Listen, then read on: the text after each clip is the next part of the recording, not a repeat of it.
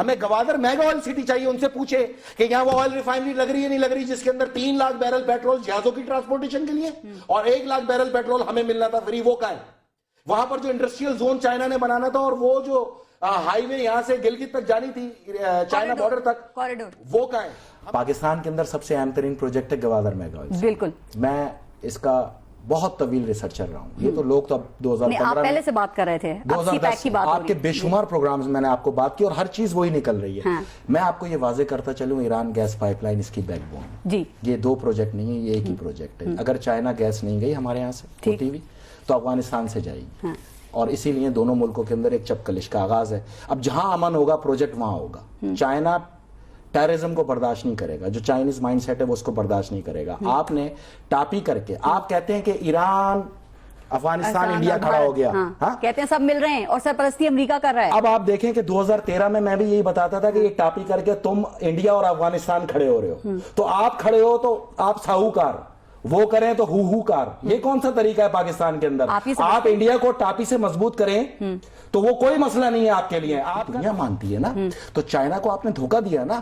China کو industrial joint بننا تھا اس کے مقابلے میں آپ نے انڈیا کو بنایا نا. تو آپ کو اپنی پالیسیز پہ دیکھنا ہوگا. ہم کسی ملک کے اوپر بات کرنے سے پہلے یہ سوچ سکتے ہیں کہ 4 سال سے اس کی گیس پائپ لائن کھڑی ہے ہم نے 5 روپے کا پتھر نہیں لگایا اور ہم دوسروں کے اوپر یہاں پہ بیٹھ کے گفتگو کر رہے ہیں. یہ طریقہ کار ہونا چاہیے پاکستان کے اندر.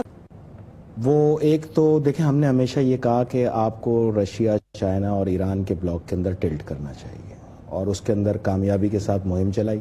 الحمدللہ وہ فیصلہ پاکستان میں ہوا 2016 کے اندر اپریل میں اور ہم نے یہ 2012 میں کہا تھا کہ یہ فیصلہ 2016 میں یہ فیصلہ پاکستان کو کرنا ہے اور یہ فیصلہ یہ امریکہ کا مسئلہ نہیں ہے.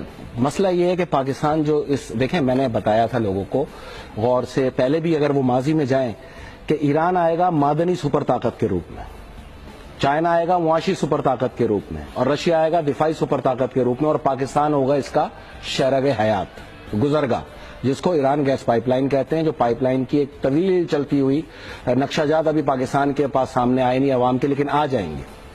بات یہ ہے کہ نہ چائنا کو امریکہ سے مسئلہ ہے نہ امریکہ کو سعودی عرب سے مسئلہ ہے. مسئلہ تو اب صرف پاکستان ہے. یہ یاد رکھیے گا یہ فائنل ڈیسیجن ہوگی. اس کی 2 وجوہات ہیں کہ 2013 سے میں 2017 میں تیل کی حاکمیت کا خاتمہ ہوگا اور گیس کی حاکمیت کا آغاز ہوگا.